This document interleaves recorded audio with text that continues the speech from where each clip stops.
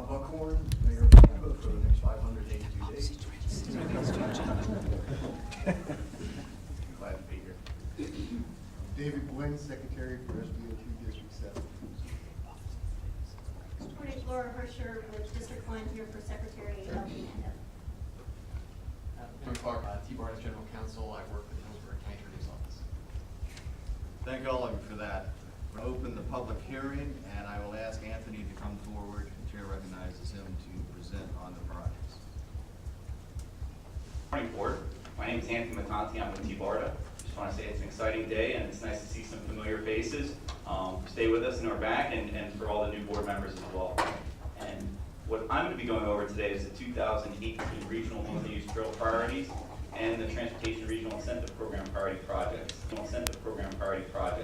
I'm going to ask ourselves, what's the Transit Authority going to be looking at these for? And I'm going to give you a little background, a little context. So the Tampa Bay Area Regional Transit Authority Metropolitan Planning Organization's Chair's Coordinating Committee is 6 MPOs in West Central Florida, 8 counties. It was created legislatively in 1993, and last year in 2016 it was merged into TBARTA. They've got a board, which consists of a member from each MPO, and they meet twice a year. One of those meetings is a joint meeting with the Central Florida MPO Alliance, pretty much the entire I-4 corridor. The MPO staff directors meet monthly at TBARTA. The Regional Multi-Use Trail Committee meets once every 2 months at TBARTA, and the TRIP working group meets about 3 or 4 times a year. So the Regional Multi-Use Trail Committee started in 1995, over 20 years, and it includes the MPOs, FDOT, Office of Agreements and Trails, municipalities, and what they do every year is they create a priority list, they create a priority map, and it is all consistent with MPO plans. It really creates a spine for the nervous system of off-road multi-use paved trails throughout the region. So some of the criteria, it has to be paved 8 to 14 feet wide, connects regional activity centers, and what we're really looking to do with these is to close gaps or extend some of this spine into different areas.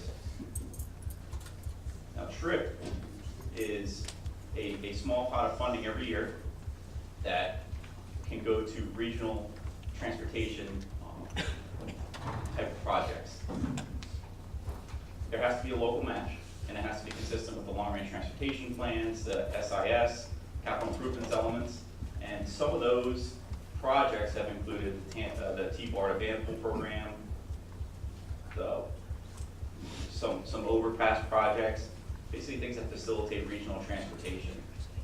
And we meet, we score, we rank, and part of the process is down at the bottom there you see the 2 highlighted, the Regional Multi-Use Trail Committee and the TRIP Working Group. They create the priorities and it moves up to the Citizens Advisory Committee at TBARTA. It then goes through the Transit Management Committee, and the MPO staff directors are throughout this process making comments and recommendations on this as well. In June of this year, we went to the TBARTA MPO CCC board, and though they did not have a quorum, they did recommend the approval of the 2 lists that you have in your hand. Now we are asking the TBARTA board, the new TBARTA board, for approval of both of these lists so we can move forward. I can take any questions on the list at this time, answer any questions that you may have. Any questions for Anthony? Yes, Commissioner. What's the likelihood of getting funding for TRIP projects? But in that list, a lot of them are programmed. So there's only 9 of them in District 7 that there isn't. I've seen some of the funding, it could be a couple $1 million a year. It could be less than that, it could be more than that. It just depends on what's discretionary. So the likelihood of getting TRIP funding, I might not be the best person to ask for that, but there has been success in having projects funded through TRIP. Any other questions?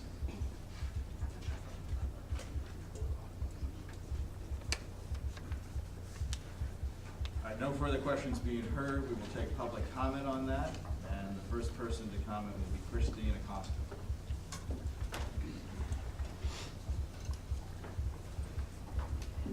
Thank you. Good morning. It's a pleasure to be here. I appreciate the few minutes to make remarks. I'm Christina Costa with Walk Bike Tampa, a nonprofit citizens-based advocacy organization, and Pedal Power Promoters. a small business social enterprise. Trails are the superhighways of walking and biking grid systems, connecting complete streets, cycle tracks, greenways, and slow-speed neighborhood streets. I'm here to express appreciation for the support for the trails-related work that's being done by TBARTA, especially Anthony Mattanti. Mr. Mattanti is a member of what I've come to call the Trails Dream Team, a laser-focused small group that I have called upon to assist with the education of strategic stakeholders to convey the economic, social, and health return on investment of trails, or paths, as they're sometimes called, and what the Urban Land Institute has dubbed active transportation. This Journal for Health and Transport calls it active transport. Trails are very Vision Zero-esque. And I would like to remind this group that Vision Zero is not a safety campaign, rather it's a different methodology than we've used in the past for designing the public spaces we call streets. Designing them in a way that prevents crashes resulting in death and serious injury. As stated by one of the Swedish founders at the North American Vision Zero conference in May, Vision Zero is the management of kinetic energy. Prevention of traffic violence really boils down to two things, and I'm going to make it super simple. Separate spaces for different modes, and that's what trails and paths are all about. Separate spaces whenever possible, and then speed reduction. Tuesday, the Hillsborough County Vision Zero Coalition, hashtag Vision Zero 813, presented this action plan, and also the Severe Crash Corridor Report. It's a culmination of over a year's worth of work, longer for some of us, and contains specific recommendations, short and long-term applications. Vision Zero Coalition seeks adoption of the plan and invites you to actively participate in its promotion and the overarching Vision Zero principles, including trail development. Thank you very much, and keep up the great work. Thank you, Christine. Next speaker will be Mary Jane Rickles.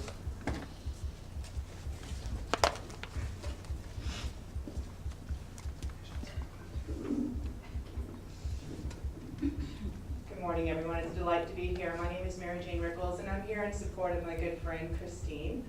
She asked me to be here today because I have an extensive history in community health here for the Tampa area. I've served at Tampa General Hospital, U.S. Health and Human Services, and at LifeLink of Florida for over the last 20 years. And I recently adopted a new website called Be Well Tampa. We're looking forward to some initiatives that will improve the built environment and impact our health in the Tampa area. As you may already know, transportation is a very influential factor when it comes to the health and wellness of our community. In fact, Hillsborough's overall health score got worse this year. It went from 28 to 29 out of 67 counties in Florida. One of these factors is due to what's called the physical environment, of which transportation plays a big part. Physical environment is comprised of air pollution, drinking water violations, severe housing problems, but the highest scores were that in a category called driving alone to work, which was 80%, and long commutes driving alone, which was 41%. We also know that traffic contributes to car crashes, air pollution, and physical inactivity. There are numerous cities around the globe that support initiatives to increase alternative transportation options, such as walking and cycling, such as what Christine's presenting to you, and improve the health and thereby encourage the development of livable, walkable communities, bike lanes, and other healthy transit options. The development, in fact, on Water Street will be the first community in the world to be WELL certified. And as a result, Tampa will receive visitors from across the globe to look and see what that feels like. I propose that we connect their WELL bike and walking initiatives throughout Tampa to show others across the world what's possible. Thank you. Thank you very much. Any other further public comment? Okay, none being heard, I will close public comment and close the public meeting. The board will now consider voting on these two projects, and I'd like to consider them separately. So do I have a motion to approve the first? Second. Any objection? Motion approved. Second item? Second. Any objection? Show it approved. Thank you. We approved both projects. I will now take a motion to adjourn the public hearing. Second. Without objection? Public hearing is adjourned. I'll now call to order the board meeting. And Sue, could you please read the PSA? Yes, anyone who would like to make a public comment before the board should fill out a public comment card, and you will have 3 minutes to speak. Thank you.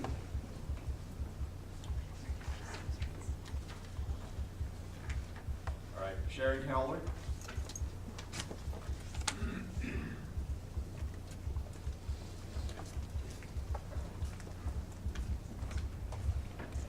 Good morning, I'm Sharon Calvert, and I now live in Tierra Verde, Florida. I would just like to make a short statement that I think the citizens of all the participating members, counties of this board will be watching very closely on whether this board will become the founding fathers or founding mothers of regional taxing in Tampa Bay. We'll all be watching that very closely. Thank you. Thank you, Sherry.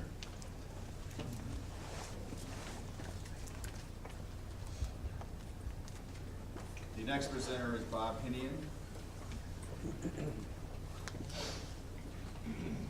That's good.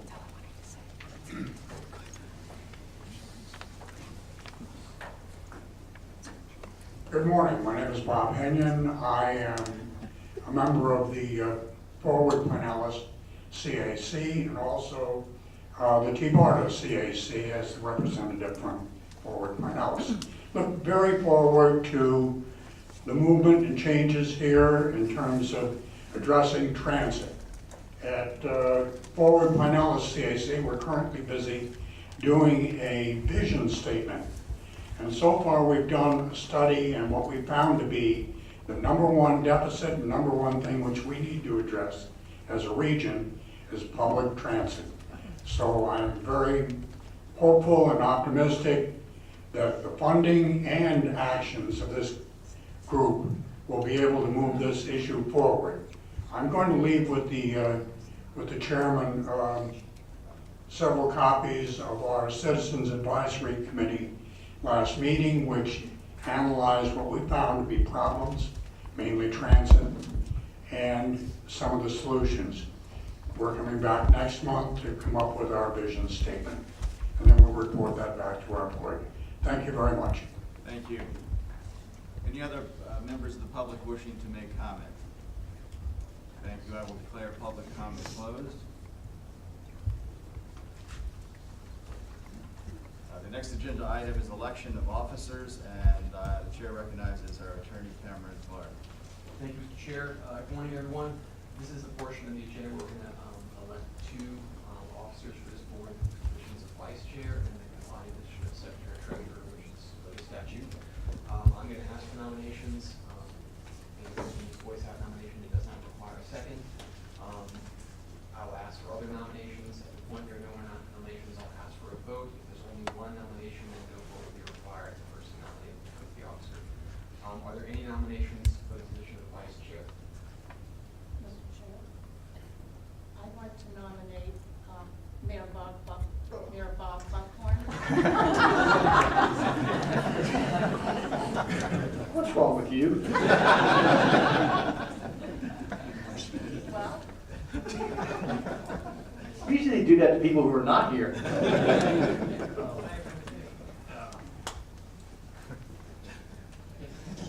Okay, are there any other nominations? Seeing no nominations, Mayor Buckhorn is vice chair.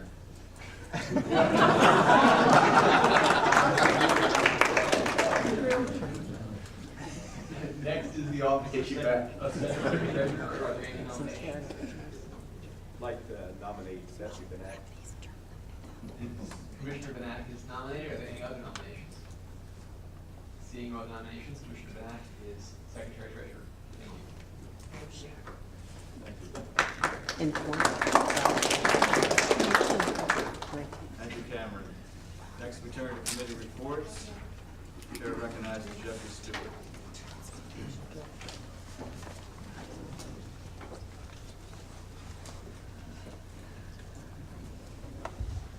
Good morning, Mr. Chair, Board. Jeff Stewart, I'm the Chief Financial Officer of BARTA. I'm also the Chairman of TBARTA Transit Management Committee. I wanted to just give you a quick update on what this committee is and what it's been doing. The membership of this committee is made up of all the transit agencies and the respective counties within the TBARTA region. The committee typically in the past was more of an informational gathering where the transit agencies would get together, we would share information and talk about what projects each of us had on our plates. However, over the last few years, working with Mr. Charamonte, we wanted to make this a much more tactical and work-driven committee. To that end, over the last 2 years, we have actually had some tangible results coming out of this committee. One of the projects, which is the first of its kind in the state of Florida, and one of very few in the entire country, is our Flamingo Regional Fare Collection Program. That project was initiated by HART and PSTA about 3 years ago, but without the assistance of the Transit Management Committee and the support of TBARTA, we would not have been able to get as far as we have to date. And where are we today? By this time next year, we will be fully implemented in Pinellas and HART with not only smart cards, but e-fares that are able to be used all throughout the region.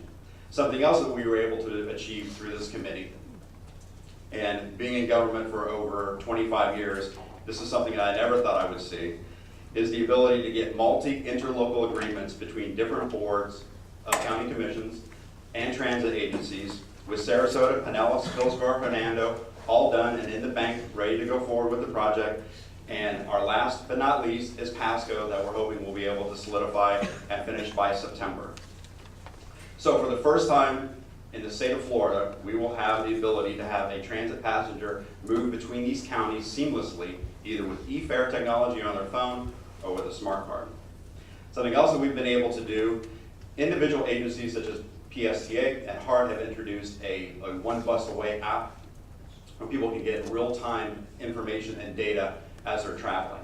Through the TMC committee, we have been able to push that out into other agencies and other counties through some cooperative discussions and arrangements. And then last but not least, we have a new project which has actually been recognized by several climate change conferences internationally and nationally. As a matter of fact, it's going to be highlighted in a climate change workshop that's going to occur at the University of California, Berkeley in April. Something that we have started using the TMC as a catalyst is to work on a transit climate change resiliency project, a focus on what can sustain transit in the event of increased water, weather events, tidal changes, and so on. Something that SEPTA has done in Pennsylvania very successfully. They have been able to create long-range transportation, transit-centric capital plans based on resiliency and have been able to get millions of dollars of federal funding based on a regional approach. So using this committee, we're going to move forward. We want to work with the municipalities that already have these types of things underway to try to fix and identify the needs of transit as climate change affects our ability to transport passengers either within our jurisdictions or across our jurisdictional boundaries. So with that, thank you, and I hope we can continue the TMC and do lots of good things in the future. Thank you, Jeff. Any questions for Jeff? Thank you very much. Chair now recognizes Beth Alden, on the MPO CCC. Good morning, board members. It's great to see you this morning. And a couple of words about the MPO Chairs Coordinating Committee and what we've been up to lately.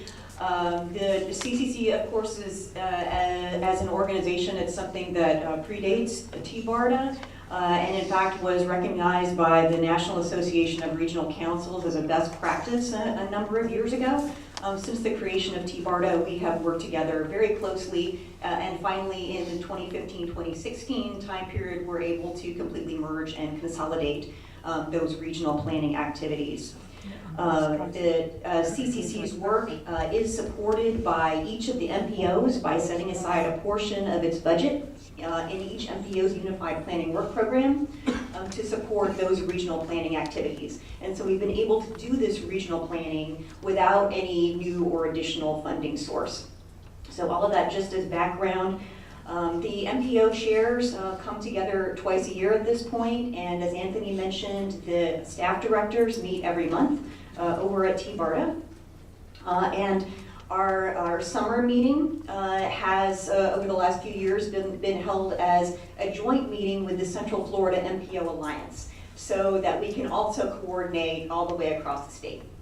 So one of the things that happened at our joint meeting in June with the Alliance was to support the statewide trail alignments, so that those priorities that you just approved for the regional multi-use trails here are fully aligned with the statewide corridors, and we'll have a seamless system from Florida's Sea-to-Sea Trail through to the Gulf Coast Trail over on this side of the peninsula, and the St. Johns River to Sea Loop on the east side.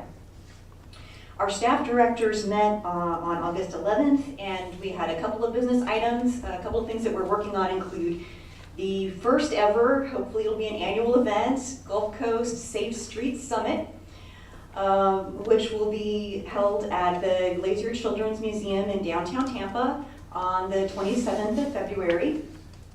And we are anticipating 250 to 300 attendees. We have room for 12 exhibitors. We'd love to have anybody here as an exhibitor. So more on that soon. We also talked about our updates of our long-range transportation plans, which in this district are all due at the end of 2019, and on working together to create a multi-county regional plan that includes scenario planning, playing out some of the ideas that are coming forward from the Tampa Bay Regional, the Regional Transit Feasibility Plan and the Tampa Bay Next process. So we hope to talk with you more about that soon as well.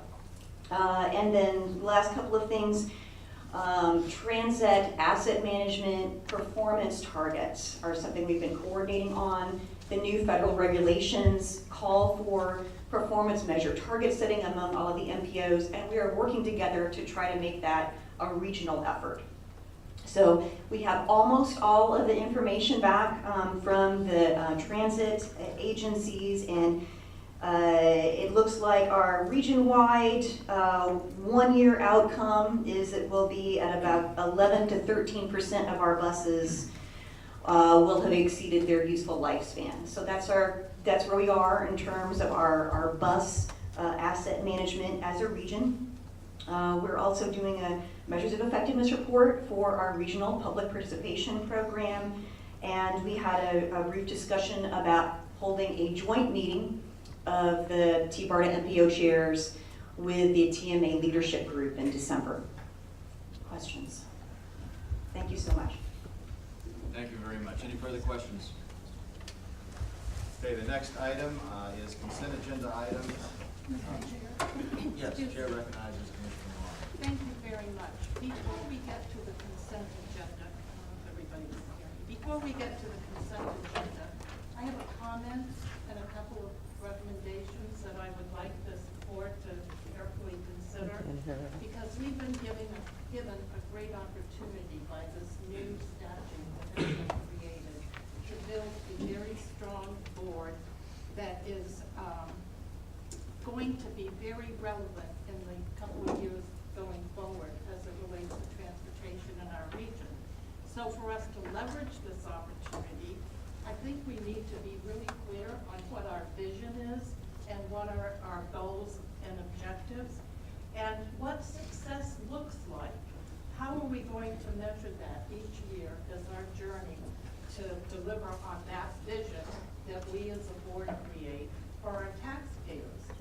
With that established, I think it's important that we analyze the abilities and skill sets that our leader, our CEO of this agency will need, and how that person is poised to deliver success as we define it. So I don't think we should be limited by what we've done in the past, because this is a new board with a new direction, with a lot of work that needs to be done before the legislature meets in January. So I would like to suggest that we have a workshop for this board to define our roles and responsibilities, number one, and to clearly establish a vision with goals and objectives, determine what success looks like for us, and what we want for our new CEO. So I'd like that to be considered by the board before we continue with this robust agenda that we have in front of us today. Commissioner, I think that's a point very, very well taken. In further discussions, I was going to appoint or ask the board's permission to appoint two permissive committees under the bylaws to look into these very issues, but I think a workshop would be a very good thing to have as well.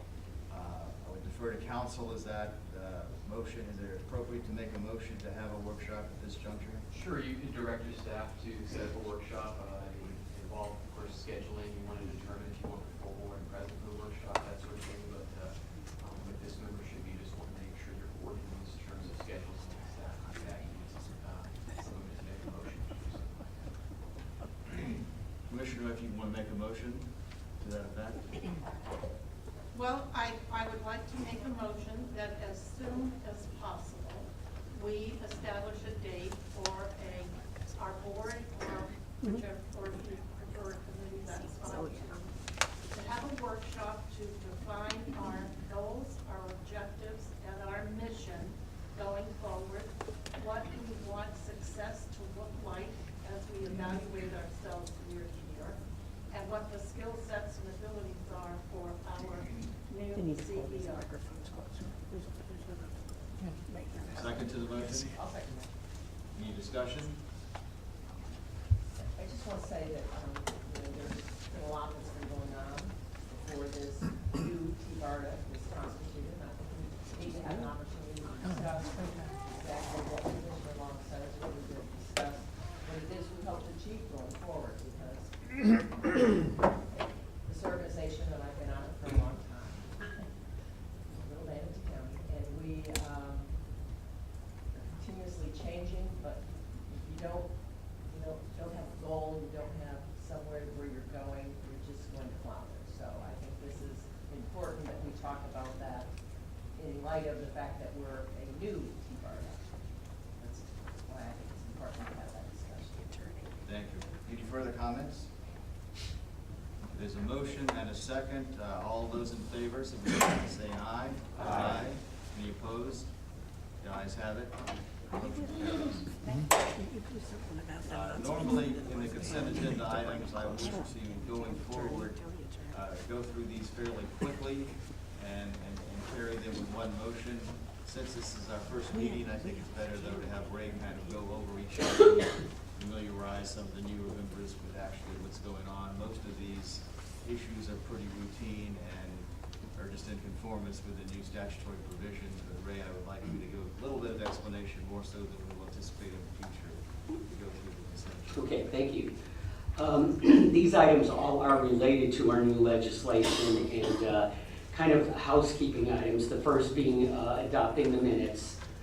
The second item deals with a extension of an agreement we have with the Pinellas County MPO for 5307 funding that deals with our van pool program agreement. There's only about $10,000 left in that particular grant. We want to move this forward from now to September 30th of 2018. The next item is to extend, again, another grant we have. It's managed through Pinellas County. This is TBARTA FTA Section 5309. This is one click, one call. This is a grant received from the federal government a few years ago of about $1 million. There's $550,000 less. We want to extend this grant. The funds primarily will be used for the regional fare card collection project and, excuse me, and One Bus Away project phase 2. Next item is approving to extend another agreement. Thank you, Sue. Next one, again, is related to marketing with the One Click, One Call grant. That was a $50,000 grant. We have about $25,000 left in that. And this is for marketing outreach, primarily designated toward veterans. As you know, veterans use a lot of the programs that TBARTA has. It has been through this One Click, One Call grant. Next item is approving a number of joint participation agreements with FDOT. There are several agreements that we have with FDOT regarding our commuter services program. So this would change basically the name of TBARTA to our new name of the Tampa Bay Area Regional Transit Authority and move forward with those agreements. Next is a change to the legal services contract, simply changing the name of the agency, and then the executive director's contract, changing the name of the agency. And I believe that is the last item. Are there any questions of Ray, or would any commissioner like to? I'm sorry, I apologize. It was one item, and that was simply adopting the dates for the next meetings that had already been set, which would be September 22nd, 2017, October 27th, 2017, and December 8th, 2017. And I wanted to comment on that with Commissioner Long's motion. We were kind of thinking possibly of using that October meeting, since it should all be on all your calendars already, as for that workshop, and kind of trying to get everything we have to do done at the September meeting so we can have that date. So just kind of think about that, and you know, we can talk about that and see if that would work for the board. Are there any questions for Ray, or does any board member wish to pull any specific item for further discussion or analysis? Just one question. This is for Mr. Clark, actually. Is there anything about changing the name in the executive director's agreement that would affect any outcome of the workshop in October or whenever it's planned for?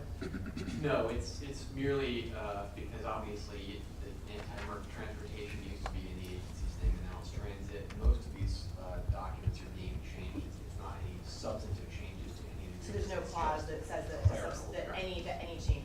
Correct. Good question, thanks. Any further questions? Second.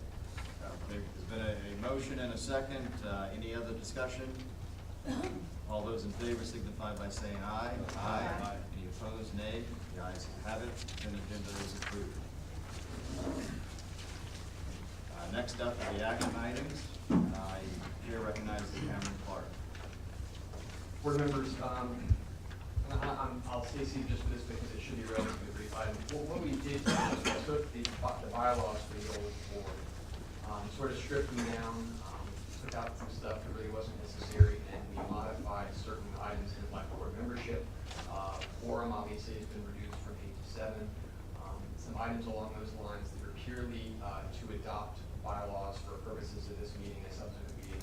It's anticipated going forward that we're going to make more changes to the bylaws as this board makes more decisions about how it wants to operate. The statute specifically requires that 7 specific committee types be evaluated. I've discussed with the chair. I think that doesn't prevent this board from forming any committees for purposes of going forward, because obviously what's going to happen is as you take these recommendations on these listed committees, they're going to be presented to the legislature, presumably for incorporation into another amendment to the statute. But it seems unreasonable to assume that you have to operate for the next year without any committees because you're waiting on that action.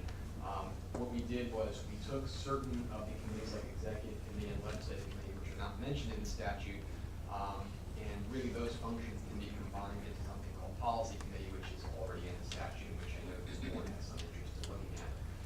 Really, this is just to adopt the purposes of this meeting, some rules going forward. And really, there's no limitation at each meeting going forward. If additional tweaks can be made, those can be made. Okay, I have one question, Cameron. I would like authority to appoint a couple of committees to get moving very quickly on some items that I think face us. And to Commissioner Long's point, I think various things need to be evaluated rather quickly. Should I ask for board authority to give me that delegation power? I think that it would be a good idea to, the board can delegate that authority to the chair. I think it's a good idea for each committee to establish membership and number of members for each committee.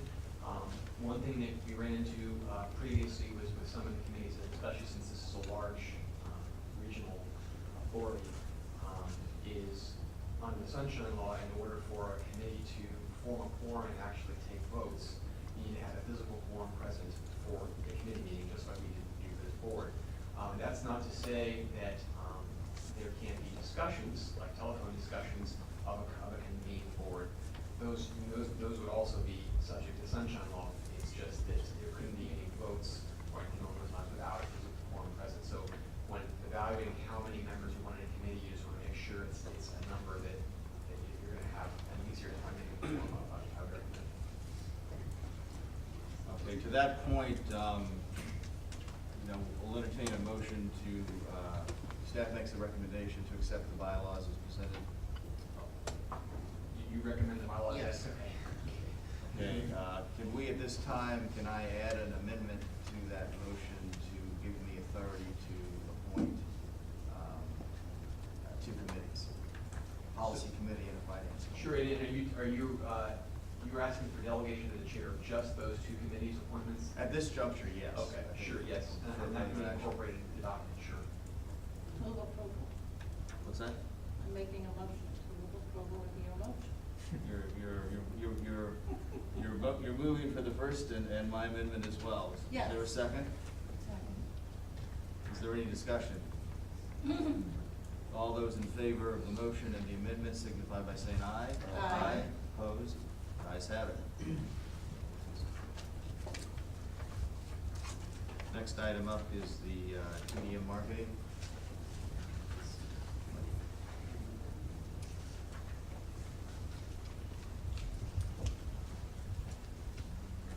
Good morning, members of the board, general public. My name is Michael Case. I'm the principal planner and project manager for TBARTA. And I'd just like to start by saying how excited we are to have your leadership here as we move forward with this new chapter in TBARTA history. The action item before you concerns a contract between TBARTA and the consulting firm AECOM to expand our outreach for the FDOT District 7 Commuter Assistance Program. Focus on facilitating employer partnerships to help us expand and get employers to see the value of offering transportation demand management solutions to their transportation issues. So some of those things include carpool, van pool, supportive transit, and supportive pre-tax benefits that support van pool and transit. This is actually a part 2 to a project that we initiated in April and concluded in June of this year. It was very successful. Out of a goal of 15 employer partnerships, we actually established 17. So some of those included the city of St. Petersburg, Hillsborough County, Amalie Arena, and so on. So the most recent contract is actually in your packets. However, late afternoon yesterday, our legal counsel informed us of a required change in the confidentiality part of the agreement that needs to be revised to be in compliance with public records laws now that have changed over the past legislative session. So rather than actually approving the contract today, what we're asking is that you authorize the executive director to execute the contract contingent on having that confidentiality language changed in the contract. And if you have any questions about the project or the contract, I'd be happy to answer them. questions for Michael? None being heard, I will entertain a motion. Second. Any discussion? All those in favor, signify by saying aye. Aye. Opposed? Ayes have it, motion carries. Thank you. Chair Okay, this recognizes is a, Ray. thank you. This is a short item. This is for me to release an RFP for qualified planning firms to kind of assist TBARTA. In the past year, we've had a consultant that kind of filled in when we needed. We have a very small staff, and rather than hiring permanent staff to do this, this works better. There would be a cap on this of $50,000 a year, and we would be releasing the RFP and then making a decision on that by September 13th, 2017. Any questions for Ray?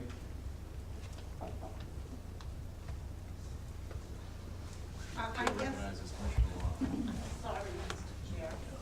I guess I question if we want to do that prior to our establishing our strategic plan or our goals and objectives or where exactly we're going. I'm just saying, do we, I'm asking the question. If my thought would be that we would be having that meeting very quickly, would we not?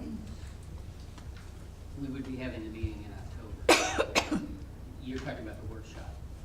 Right, but I thought we were gonna have a committee to evaluate these things, right? So we'd have something to bring to the workshop to have a discussion about. Ray, could you amplify exactly what the parameters of the RFP will be? Basically, it would be assistance to things, ongoing things we have, like the CCC work that we do. We get money from the MPOs, Beth mentioned for the regional CCC. I mean, they're pretty nuts and bolts things that we have to do. They're not new things that we're already doing right now. And it's at our discretion how we use this. We don't have to use up the whole thing, but it does help us out. Again, we only have 5 staff members, and right now we're down 1. So there's only 4 of us, so this helps us out with our stuff we're running. Yeah, I think this goes to continuing core of things that we are doing. It doesn't necessarily encompass some of the large statutory mandates. So I don't know that I have any huge objections to it, because this is not an overall omnibus study that we will discuss at a later date in terms of transit feasibility plan. Chair recognizes Commissioner. Yeah, if I understand this correctly, Ray, this is to have a consultant on board that can be authorized to do specific work authorizations. Yes. There's nothing specific in this RFP that they're being requested to do. This is, at the local level, we have a library of consultants that we use for various work assignments, and this is to have a planning group that is available to help. The only question I did have, it talks about development of TBARTA Regional Transit Development Plan. We need to have a discussion about what that is, because. Well, yes, we definitely. So that's the only thing I don't like in here, is it says that this group will be doing that. But I don't think that is appropriate at this time, since we don't really know what that is. And that's fine. We wouldn't be doing anything in that plan yet. Anyway, I'm going to talk about that a little bit when I give my executive direction. Well, I have another question. Do we have, I don't know, I mean, right now, I'm very in the dark about what our budget is. And I'd like to ask. Well, we're going to have a presentation of our budget later. But we're talking about a $50,000 expenditure, I thought I heard you say. Up to. There's no expenditures. Yeah, Michael, do you want to elaborate? I know that you wrote the RFP of what some of the work is in that. I know it involves the CCC, but it involves some other things. Sure.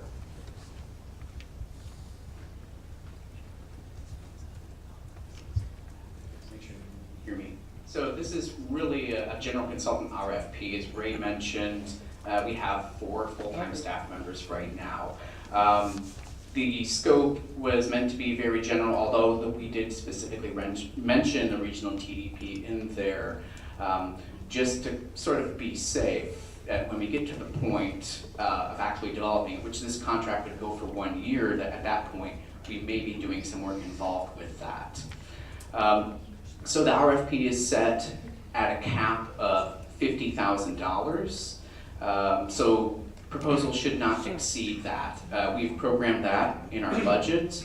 In the past, proposals that have come in have been between about $25,000 and $45,000. So that cap is based on a historic average of what we would typically see happen with this kind of contract. This isn't the first time that TBARTA has brought on a general consultant to help us with our day-to-day operations, including coordination for the CCC. And I must say it's been a very effective and almost integral part of keeping everything that we do going. I'm going to move to. Yeah, right. The chair recognizes Mike first. Question for you.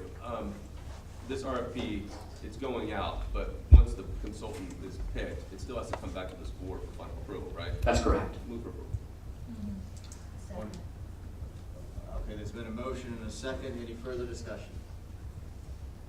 Okay, all those in favor of the motion signify by saying aye. Aye. Opposed? The ayes carry.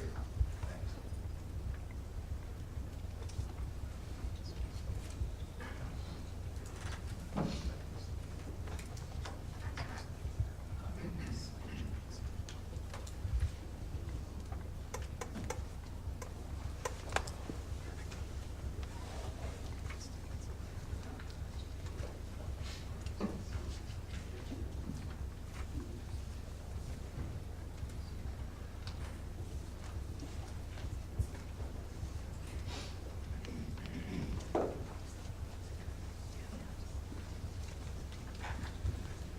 I think I should have wore a pedometer today. So this is something we started working on with HART back in April of this year.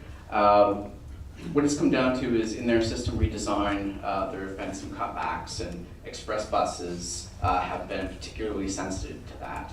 There's been an overall decline in ridership across the board, but again, particularly emphasizing on ridership for express buses.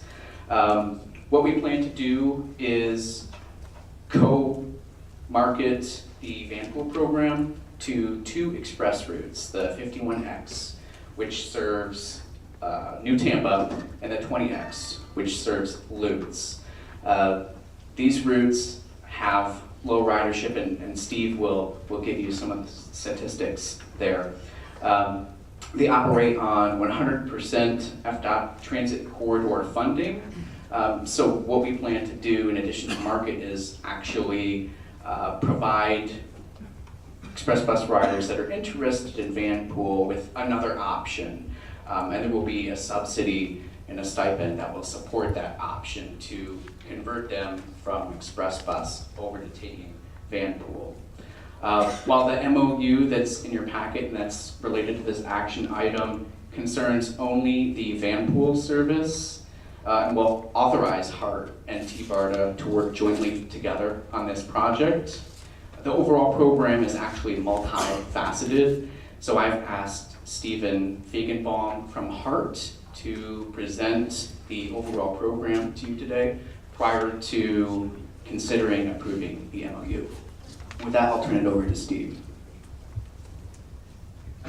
Thank you.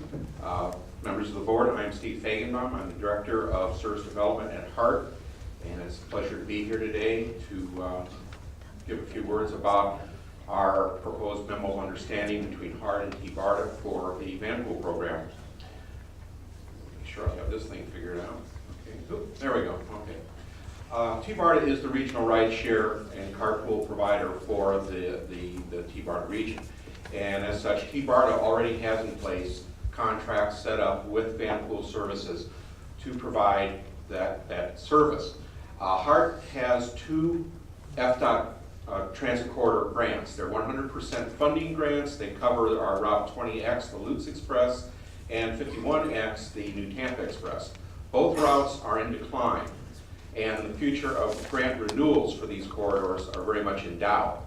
So as a pilot project, HART and TBARTA come together, and we are putting together, or we put together, what we're calling a customer options program to go and try to beef up service in that area and find replacements for these particular express services. And as Michael mentioned, we are presently in the midst of restructuring. Our new services will be out on October 8th. Along with other parts of our restructuring, we have deleted 8 express routes in our service, and we've created 2 new ones. The 20X and the 51X will remain because they are FDOT funded, 100% FDOT funded. But I don't think FDOT's patience on those routes is not infinite, and they are seeing the declines, and they would like to see us approach it from a different standpoint. So that's where the van pools come in. So we will continue to operate, even with our restructuring, we'll continue to operate the 20X and the 51X for at least a year. And in that time, we'll market with TBARTA van pool as an alternative. And just as an aside, as I mentioned, we have also deleted other express routes in our network. And we're working with TBARTA and our customers. In many instances, there are alternatives for our customers, but some people now are finding that they would like to have different alternatives, and we have referred them to the TBARTA van pool program. And I know that some van pools have been formed by some of our customers that will be impacted by our service changes. So after a year, our plan would be to discontinue the 20X and the 51X, assuming that we have enough patrons that ship to the van pools. Right now, the ridership on those routes, on the 20X, it's only about 50 persons per day, that's 4 trips. And 51X, it's about 30 a day, and that's again on 4 trips. And just to kind of accentuate the fact that these routes are in decline, they have been in decline really since about 2012. And that predates the overall national trend and HART's trend towards lower ridership. That predates it by about 2.5 to 3 years.